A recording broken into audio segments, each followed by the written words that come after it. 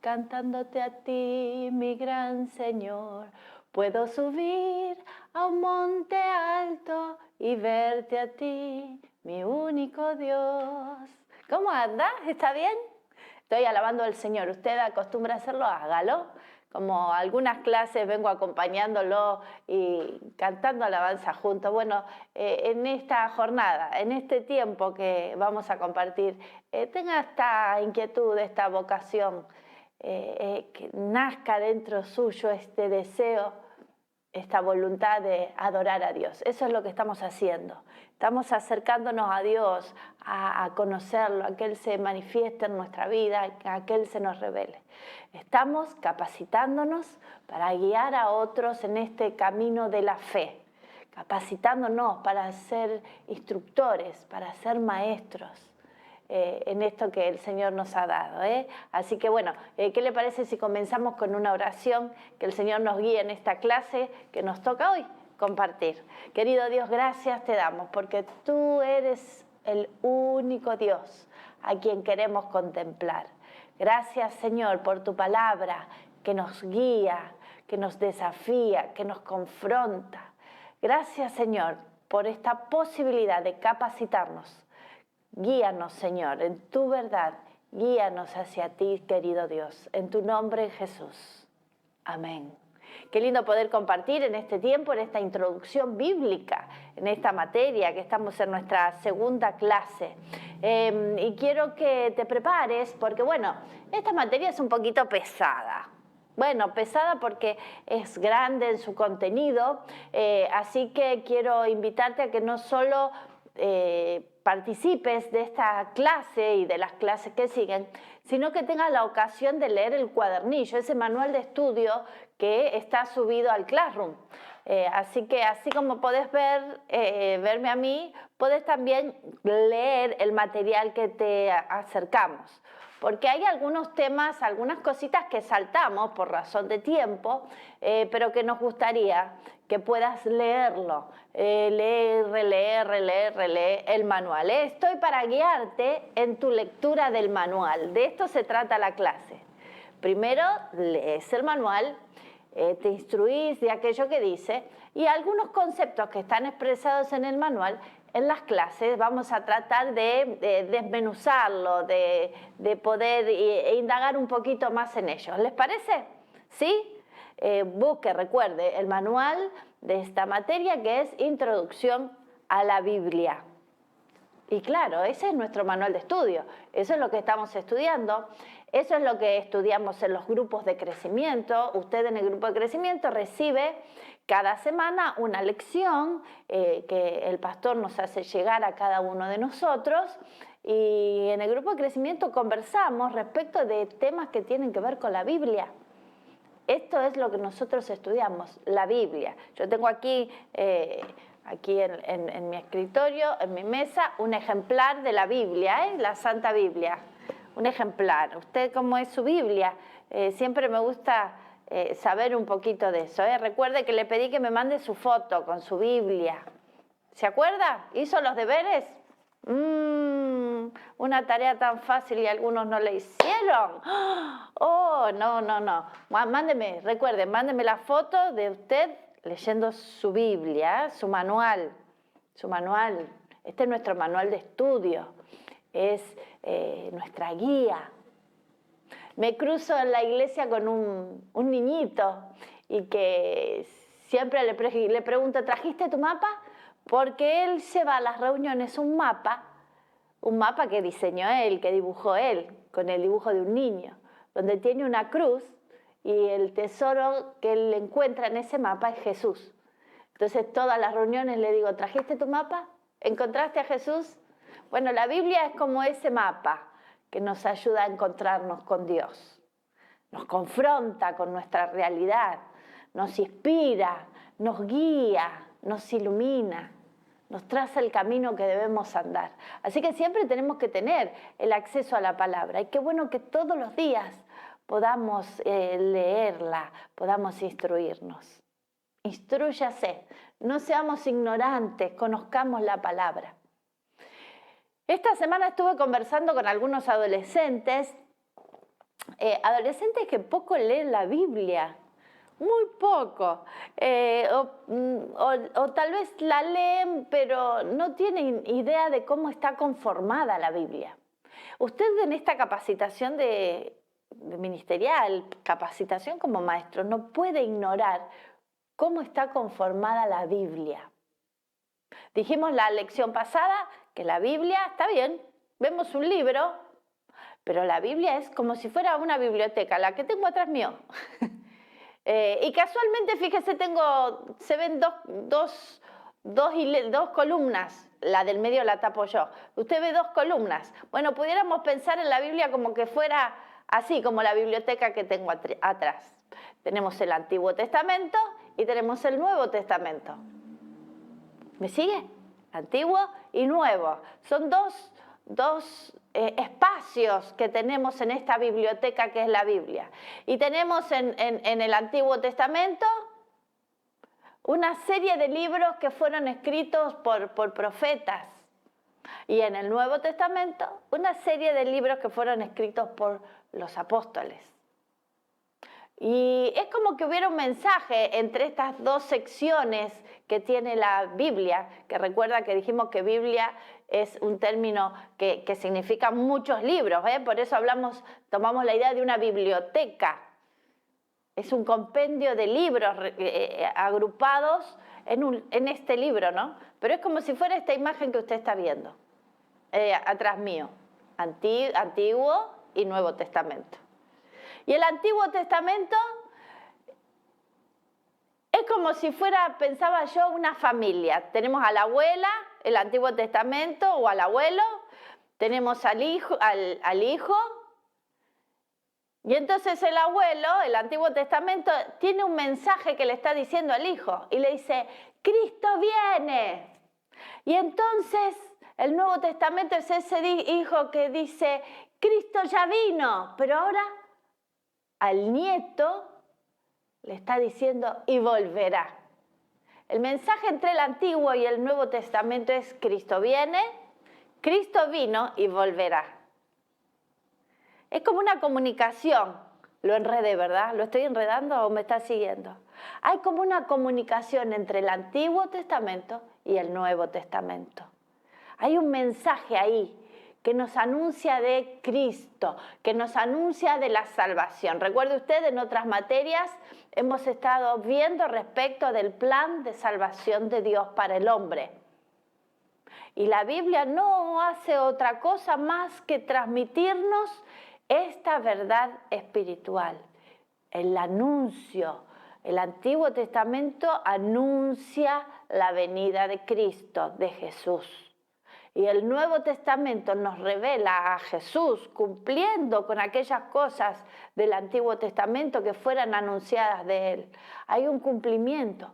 Jesús, el Cristo, ha venido. Pero además nos advierte a nosotros, a estas generaciones que estamos viniendo, que Cristo vuelve a buscar a su iglesia. Bendito sea el Señor. Estamos en esta expectativa de Cristo viniéndonos a buscar. ¿Y cuántos dicen, ven Señor? Ven Señor, ven a buscarnos. ¿Amén? ¿Sí? Lo mareé un poquito.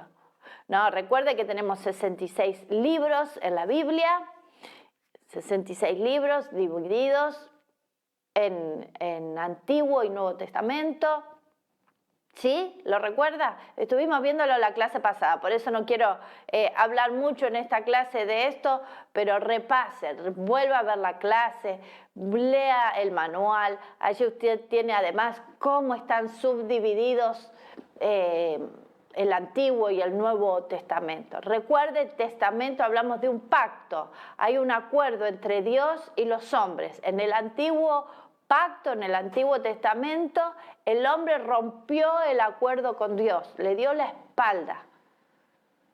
Y el pecado hizo romper ese acuerdo que teníamos con Dios, de que Él iba a ser nuestro Dios y nosotros íbamos a ser su pueblo, de que le íbamos a adorar, de que le íbamos a servir y que le íbamos a buscar de todo corazón. Rompimos ese pacto. Ahora en el Nuevo Testamento, en este nuevo pacto, el Señor derramó su sangre para establecer este nuevo acuerdo. Borró todas nuestras iniquidades en esa cruz, en la medida de que le aceptemos en nuestro corazón, para que le honremos a Él y le sirvamos en libertad. Un nuevo pacto de mejores promesas, dice la Biblia.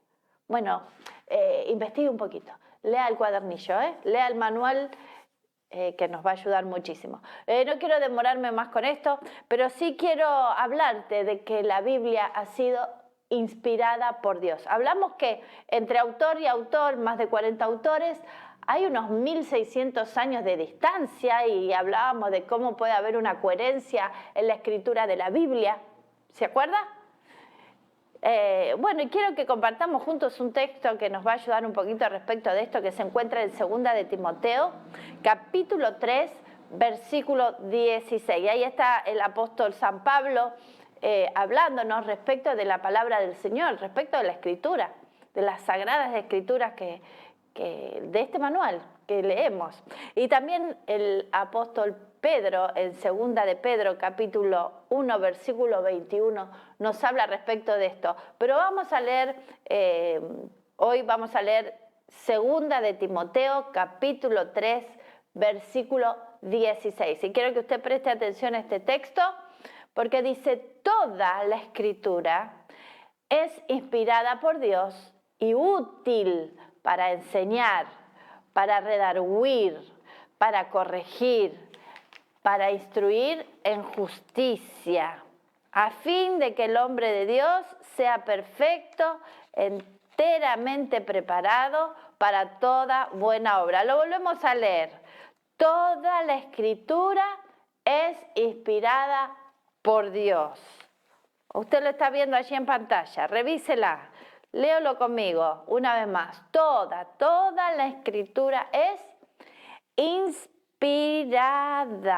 ¿Y sabe qué? Tengo aquí este tema de inspiración, porque cuando leía este texto pensaba en los artistas, que uno dice que están inspirados, qué inspiración. Bueno, entonces busqué qué es la persona que está inspirada, o que inspira más que está inspirada, aquella que inspira. Y dice lo siguiente: siempre tiene una palabra de apoyo ante los problemas y su visión de la realidad. Se recorta muy precisamente haciendo abstracción del panorama mayor. Esto les permite no enredar todo y ayudar a tomar decisiones con más objetividad. Se lo vuelvo a leer. Las personas que inspira, dice que siempre tienen una palabra de apoyo ante los problemas y su visión de la realidad. Se recorta muy precisamente haciendo abstracción del panorama mayor. Esto les permite no enredar todo y ayudar a tomar decisiones con más objetividad. ¿Sabe qué? Es interesante encontrar a Dios inspirando. Nos ayuda a tener objetividad en la vida. Nos ayuda a no enredarnos en la vida. ¿No le pasa a usted que esta frase tan conocida, no sé pero me opongo? Por naturaleza el ser humano se opone a todo, a lo que fuera, a lo que conoce y a lo que no conoce. No sé pero me opongo. Tenemos en nuestro génesis, en nuestra naturaleza, nos impulsa la oposición. Usted se va a encontrar opuesto en muchas cuestiones, en muchas cosas.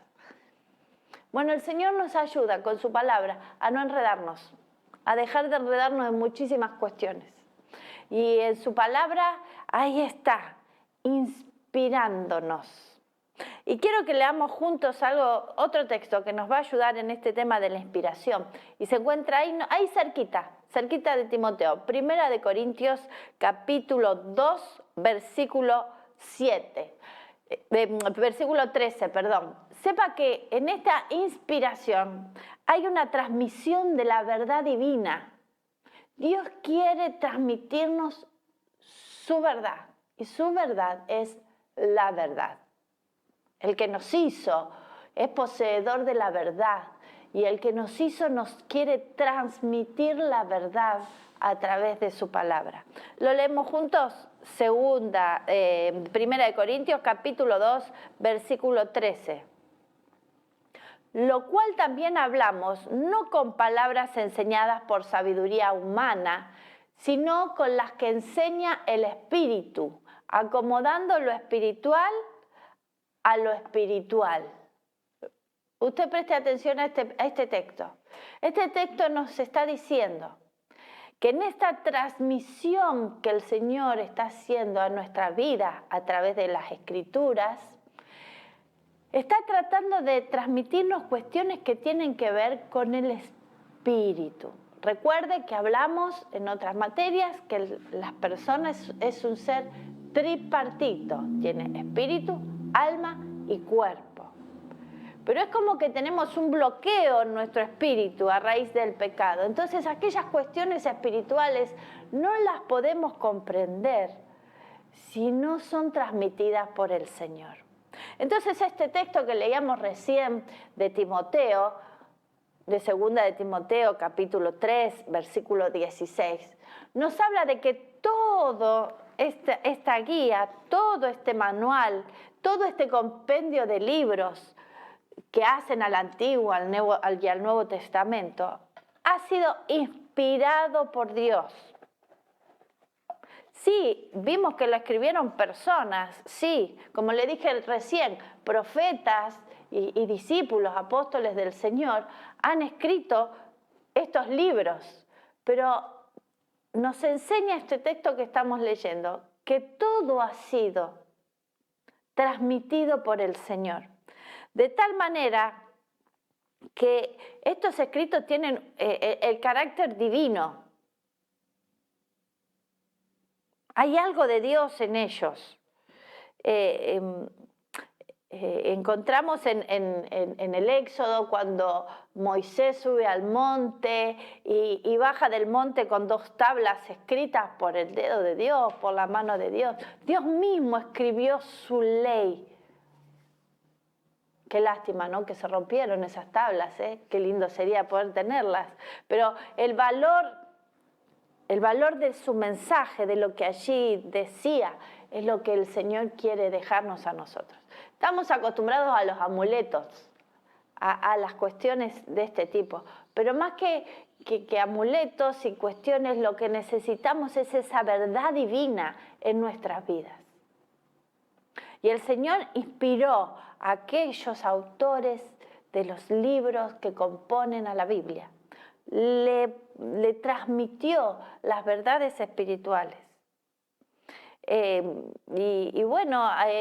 Encontramos en la Biblia distintos géneros literarios, encontramos poesía, encontramos historia, cronologías, encontramos muchas formas verbales expresadas a través de la Escritura. Recuerde que hay 1600 años. ¡Wow! ¿Cuánto tiempo entre un autor y otro autor? Imagínense los términos, los vocablos, los idiomas que se desarrollaron en ese periodo. ¿Usted no ha leído El Cantante de Miocid o alguna literatura medieval? Y uno dice, pero si hablamos el mismo idioma, es español. Bueno, pero los modismos del español antiguo no son los mismos que el actual. Y si alguien de 60 años para atrás escucha a un joven en la actualidad y no entendería muchas de las palabras que utiliza, en los modismos que se van utilizando a través del tiempo. Bueno, la Biblia fue afectada por los modismos, pero hay una transmisión de la verdad que el Señor quiere dar en su palabra. Y como dice este texto de 2 de Timoteo capítulo 3, versículo 16, nos enseña que toda la Escritura, usted de Génesis, Apocalipsis, todo el contenido que la Biblia tiene, ha sido guiado por Dios, ha sido transmitido con Dios. Dios ha guiado a cada autor en las palabras precisas y justas que han dicho. Y usted se va a encontrar con gente que tal vez diga, uy, a mí me hubiera gustado que en tal libro, tal historia me cuente el arpa que tocaba David, qué formato tenía, o la onda que con la que David venció a Goliat, qué formato tenía. O me hubiera gustado que mientras narra el traslado de María y José hasta Belén, donde nació Jesús, qué circunstancias vivieron en el camino. O, mire, este texto nos dice que toda la Escritura fue inspirada por Dios, porque hay un mensaje que el Señor nos quiere transmitir, nos quiere infundir. Hay una verdad espiritual que Él está queriendo decirnos. Y a veces nos enredamos en nuestras propias historias y queremos que nuestras propias historias estén en la Biblia. Pero sepa que la Biblia es un mensaje de Dios para el hombre y no un mensaje del hombre para el hombre. Así que no se va a enredar en nuestras historias, en las historias del hombre, sino que va a tener un sentido de transmitirnos las verdades espirituales. Las verdades que tienen que ver con el reino de Dios, la verdad del propósito de Dios para con nosotros. Así que Dios ha depositado en sus autores, en aquellos que han escrito los libros que componen la Biblia, ha depositado en ellos la capacidad de registrar aquello que Él quería transmitirnos. De tal manera que Apocalipsis dice, no agreguen ni quiten nada de lo que está escrito. Es como que dijera, lo que está escrito está bien, es correcto. Así que tenemos en nuestras manos, tenemos el acceso a algo tan extraordinario, tan medido, tan detallado, como aquel mensaje que el Señor quiere transmitirnos a nosotros los hombres, a las personas que tenemos acceso a esta lectura. Amén. Me fui con el tiempo. ¿Sabe que cuando me pongo a hablar de estas cosas me voy con el tiempo? No, todavía tenemos un tiempito más, porque como le dije, es larga esta materia. Lea el apunte, lea el cuadernillo, no pierda su tiempo. Pero quiero hablarte de una palabra, un término, canon. No estoy hablando de los colchones. Alguno dice colchones. No estoy hablando de colchones. El canon. El canon tiene que ver con una norma, una regla, un precepto que se establece. Y en las Escrituras se ha establecido una regla. Bueno, ¿de qué manera los libros que componen la Biblia fueron aceptados como libros sagrados? Bueno, se establecieron normas, se establecieron preceptos. ¿Qué debía encontrarse en estas Escrituras para considerarse que fueron inspiradas por Dios, para considerarse que es el mensaje que Dios ha querido dejarnos a nosotros? Sepa que Dios mandó en el libro de Deuteronomio, por ejemplo, capítulo 10, versículo del 4 al 5, o en Isaías 30, versículo 8, o en Romanos capítulo 3, versículo 2, vamos a encontrar que Dios ordenó, determinó la preservación de la palabra, la preservación de la Biblia. De estos escritos sagrados, Dios mandó que fueran cuidadosamente conservados. Y ahí estaban los escribas, y ahí estaban los sacerdotes, y ahí estaban los profetas preservando en el tiempo las escrituras sagradas. Le hablé de 1600 años. Imaginen con la conservación de un escrito en tantos años. Pero de esos 1600 años para esta parte, y tenemos más de 3000 años, conservando la Escritura. Usted es protagonista en este tiempo y es desafiado a conservar la palabra de Dios. ¿Sabe que está siendo muy combatida la fe? Está siendo muy combatida la enseñanza de la Biblia. Usted tal vez tenga que ser ese escriba, ese levita, ese sacerdote que preserve la palabra en este tiempo.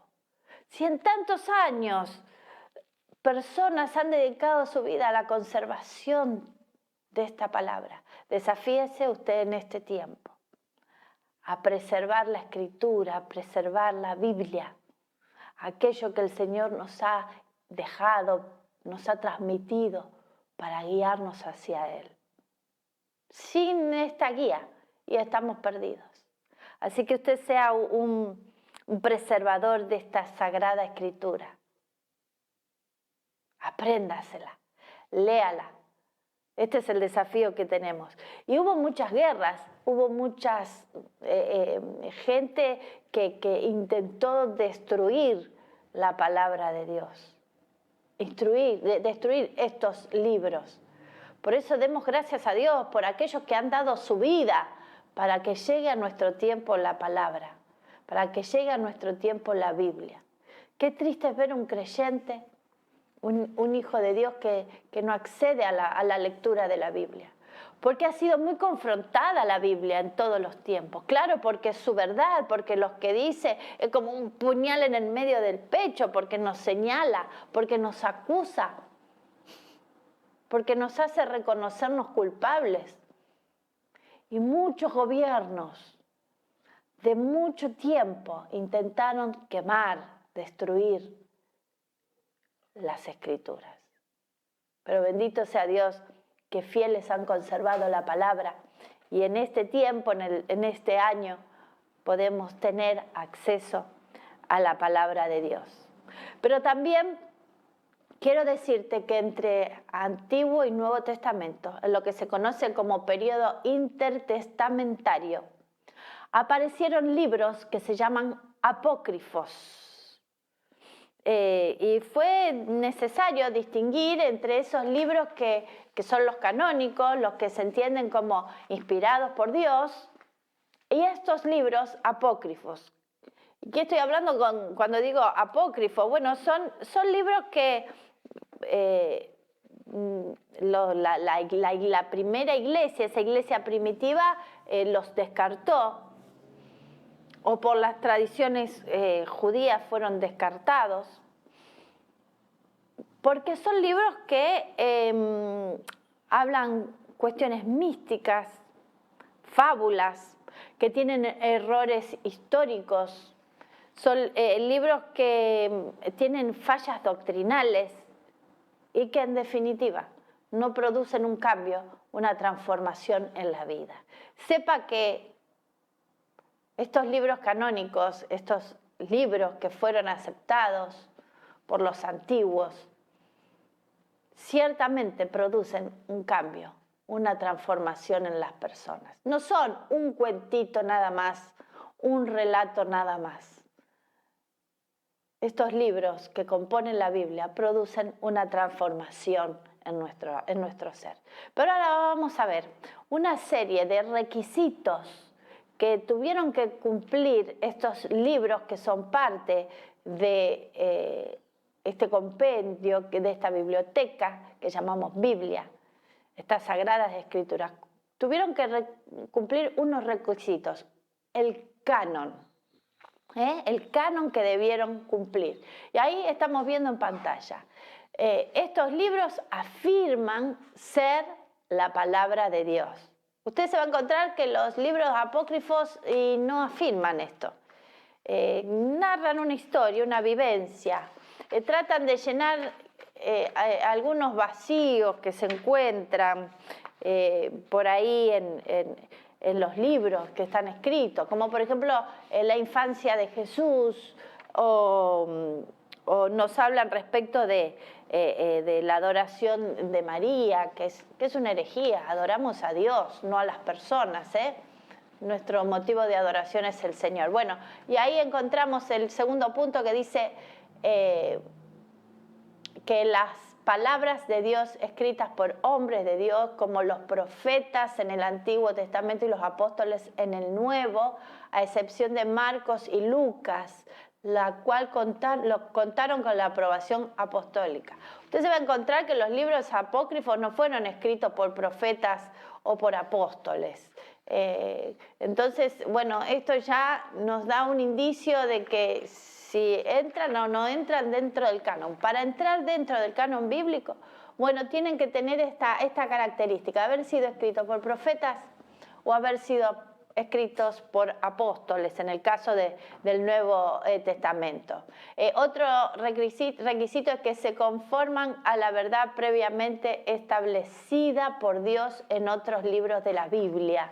Y usted va a encontrar muchas veces, por ejemplo, en libros del Nuevo Testamento, que hace mención, hace referencia a cuestiones que ya fueron establecidas en el Antiguo Testamento. Dentro del Antiguo Testamento también usted va a encontrar una interrelación entre los libros. Cuarto, poseen el poder para producir una transformación espiritual en las vidas. Claro, como le decía recién, hay una evidencia, hay un cambio que se produce en el ser humano a partir de la lectura de estos libros canónicos, estos libros aceptados. Quinto, ser aceptado, reconocido por el pueblo de Dios. Claro, entre aquellos que compartimos la misma fe, reconocemos que estas escrituras son sagradas. Y bueno, se han reunido muchos consensos, muchos consejos de estudiosos de estos libros y ha llegado a nuestras manos este compendio de 66 libros que nos acercan al Señor. Bueno, pero ¿qué más podemos saber de la Biblia? ¿Qué más podemos estudiar respecto de ella? Bueno, ya sabemos, 66 libros que fueron escogidos, aceptados por este canon que acabamos de observar. Bueno, pero sepa que la Biblia fue escrita en 3 lenguas, en 3 idiomas. El hebreo, el arameo y el griego koiné. Le repito las lenguas que fue escrita. Fue escrita en hebreo, que es la lengua originaria del pueblo judío. El arameo y el griego. Los originales han sido escritos en este idioma. Bueno, usted me va a decir, pero yo estoy leyendo en español la Biblia. Bueno, pero los escritos originales fueron escritos en estos 3 idiomas y luego fueron traducidos, ¿no? Para que pudiéramos comprender. Imagínense leer la Biblia, bueno, ya estoy hablando cualquier cosa. Leer la Biblia en arameo y no entenderíamos mucho. Pero la lengua ha sido importante porque antes de la escritura, las enseñanzas que encontramos en la Biblia fueron transmitidas oralmente de padres a hijos, de generación en generación, hasta que se estableció la escritura. Ya no hablo solamente de la escritura bíblica, sino hablo de la aparición de la escritura entre la humanidad, ¿no? Hablo de la historia humana. La enseñanza fue transmitida verbalmente hasta que pudo plasmarse en la escritura. Bueno, un poquito de esto vamos a ver si Dios lo permite, el tiempo nos lo permite también en la clase de hoy. Cómo llegamos a la escritura, cómo llegamos a que esté plasmado en estos papeles hoy en día la inspiración que Dios puso en los hombres, ¿verdad? Pero en el idioma en que fue escrito, muchos textos, la mayoría del Antiguo Testamento, tiene que ver con el hebreo. Que el hebreo, por ejemplo, el término amén, aleluya, hosana, son expresiones en hebreo. ¿Sabía usted que está hablando en hebreo cuando dice amén, aleluya? Bueno, estas expresiones, o rabí, tienen que ver con el hebreo. Y el Antiguo Testamento fue escrito en su mayoría en hebreo. El arameo, por ejemplo, palabras como talita kumi, lava sabactani, en el Nuevo Testamento, cuando Jesús estaba en la cruz, tiene esta expresión, lava sabactani. No sé si lo pronuncio bien, no soy experta en arameo, pero el arameo fue la lengua de los sirios y los judíos, mientras estaban en la cautividad, bueno, incorporaron un poquito este idioma en el periodo de la cautividad, así que en el tiempo de Jesús era una lengua conocida. y algunas partes de la Biblia han sido escritas en arameo. Y el griego es como el inglés hoy en día, es esa lengua internacional. Y la lengua que hablaban los discípulos, que comprendían, es el griego koiné, que era un griego común, un griego que era comprensible para todo el pueblo. Así que mucho del Nuevo Testamento, en su mayoría, ha sido escrito en la lengua del griego. Recuerde, la Biblia ha sido escrita en 3 idiomas: hebreo, arameo y el griego koiné. Si usted quiere, estudie un poquito respecto del griego, que tiene sus distintos periodos, pero la Biblia fue escrita en griego koiné. ¿Sí? ¿Me sigue? En esta transmisión de la Biblia vamos a ver las formas en que fue escrita. ¿Por qué? Bueno, hay un proceso de escritura, pudiéramos decir natural, un desarrollo de la escritura en el ámbito social que se fue dando, y la Biblia fue acompañando ese desarrollo también, el desarrollo de la escritura. Y la Biblia especialmente tiene, la forma de transmisión tiene 3 etapas. La primera etapa es la etapa pictográfica, la segunda etapa es la ideográfica y la tercera etapa es la fonética. Usted está viendo en pantalla, porque le pedí al director, a David Tejada, que me está acompañando en estas clases, que nos muestre un poquito de estas imágenes. Claro, porque es difícil comprender de qué estoy hablando, pero cuando hablo de pictográfica, que era la primera imagen que usted está viendo, y esta imagen que está viendo también, estamos hablando de una forma de escritura que consistía en un conjunto de dibujos toscos. Usted ve que parecen hechos por niños estos dibujos, porque eran dibujos de objetos que describían un suceso o contaban una historia. Y esto se ha hallado en rocas, en cavernas. Claro, estamos hablando de una historia muy antigua de la escritura. Y bueno, encontramos que estas reproducciones, estas gráficas, traían una enseñanza. Después, como les dije, en este proceso evolutivo de la escritura, nos encontramos con las formas ideográficas. La primera es pictográfica, la segunda es ideográfica. Quédese tranquilo que esto en el examen no se lo voy a preguntar. Creo, tal vez sí.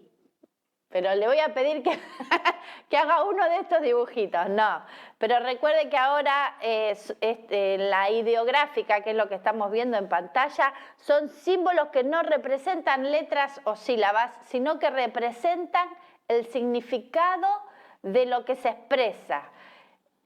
Representan ideas, es un sistema de símbolos que representa ideas. Y esto vamos a encontrar mucho, por ejemplo, en la escritura antigua egipcia. Si a mí, porque me apasiona la arqueología, me gusta muchísimo y me gusta ver mucho de esto, pero cuando uno ve la historia egipcia antigua, muy antigua, encuentra este tipo de escritura ideográfica, es decir, transmiten una idea, representan una idea. Y ahí tiene un ave, y ahí tiene un ojo, y ahí tiene, que está representando una idea. En esta transmisión de escritura estamos viendo la evolución de la escritura que hizo que en nuestros días lleguen las Sagradas Escrituras. Pictográfica era la primera, ideográfica es la segunda, y ahora vamos a ver la fonética. La fonética tiene que ver con símbolos llamados fonogramas, que representan sonidos en vez de ideas o conceptos, como lo hacían los jeroglíficos, lo que vimos recién. Ahora estos fonogramas representan sonidos, no la totalidad de la palabra, sino la sílaba inicial y posiblemente si, una parte, ¿no?, de la palabra, si es, me estoy enredando, si es polisilábica, Ahí estamos viendo 3 etapas, 3 periodos: pictográfica, ideográfica y fonética. Bueno, usted después revíselo en el cuadernillo, porque si yo me pongo a hablar de esto, usted se debe estar durmiendo. Y de ninguna manera quiero que usted se duerma. Pero esto es interesante para que sepamos cómo llegó la palabra hasta nuestros días, cómo tenemos acceso a la Biblia hoy en día. Ya vimos cómo fueron seleccionados estos libros, cómo fueron aceptados como inspirados por Dios. Este canon, esta regla que deben cumplir los libros que componen la Biblia. Ahora estamos viendo cómo llegaron hasta nosotros esta escritura. La Biblia escrita en 3 idiomas: hebreo, arameo y griego, el griego koiné. Arameo lo encontramos, el hebreo y parte de arameo lo encontramos en el Antiguo Testamento, y parte de arameo y de griego, el griego en su mayoría, lo encontramos en el Nuevo Testamento, los 3 idiomas en que fue escrita la Biblia. Ahora estamos viendo los materiales en que fue escrita la Biblia. Claro, porque usted ahora me dice, pero yo la Biblia la leo en el celular. Bueno, se me adelantó, saltó mucho la historia. Vamos a ver cómo llegamos hasta nuestros días, cómo llegamos a poder leer la Biblia en el celular. Bueno, porque primeramente los materiales que se utilizaron para la escritura y qué instrumentos se utilizaron, es interesante que lo sepamos. Lo más antiguo fue la arcilla, esta imagen que estamos viendo. Se fabricaban tablillas sobre las cuales, con ese elemento que usted está viendo en pantalla, se escribía cuando estaba hablando. Entonces, mientras estaba la arcilla blanda, allí se escribía. Por ejemplo, los 10 mandamientos fueron escritos en piedra, en tablas de piedra. Usted va a leer en el libro de Éxodo que fueron escritos en piedra. Lo que estamos viendo es una piedra que se llama piedra Rosetta, que fue un descubrimiento extraordinario, que vamos a ver un poquito de ella más adelante. No quiero adelantarme en la lección, pero realmente esto que estamos viendo ha sido un material hallado único, muy bueno para revelar esta forma de escritura que tenían los antiguos y estos materiales que utilizaban. En las escrituras se utilizó la planta de papiro. Hace poquito, en una de las campañas que se realizaron cerca de la ciudad de Rosario, decoraron la plataforma con plantas de papiro. Fue la primera vez que tuve contacto yo personalmente con estas plantas y dije, pensar que muchos textos de la Biblia fueron escritos en papiro. Usted está viendo allí en imagen la planta y el rollo de papiro. Se utilizó por los copistas en la Biblia el papiro. El papiro es muy común en las riberas del río Nilo y se cortan, se secciona la corteza en finas láminas y es como que se entretejen, como que hay un entretejido. Y hay un proceso para blanquearla, para pulir la superficie, para dejarla apta para la escritura, que se hacía en aquel entonces, en la antigüedad, y se producían rollos en donde se escribía sobre ellos. Ahora vamos a ver con qué se escribía, ¿no es cierto? Ahora vamos a ver, no se apure, estamos hablando del material que se utilizaba, el papiro, un material utilizado allí. Veíamos recién una imagen que decía Qumran. Qumran es una zona donde hay cuevas y allí se encontraron rollos de papiro muy antiguo que poseían escritos del Antiguo Testamento. Fíjese la preservación de este material, cientos de años, miles de años, y conserva la escritura.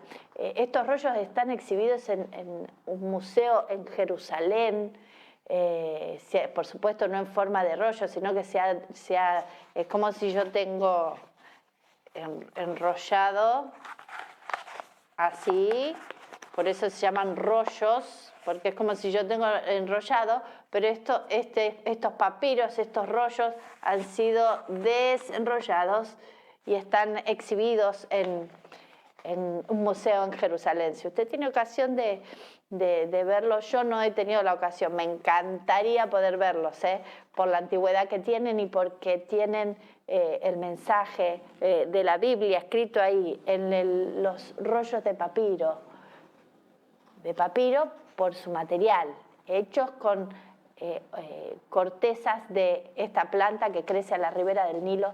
Bueno, la tenemos hoy en día con la globalización, la tenemos aquí también, pero es originaria de esa zona y así se establecían esas láminas donde se podía escribir, el papiro. Después tenemos en esta evolución de dónde escribir lo que se llama pergamino. El pergamino se fabricaba con pieles de animales, el cuero del animal, el carnero, la cabra, la oveja, y mediante un proceso que se hacía sobre el cuero se podía escribir sobre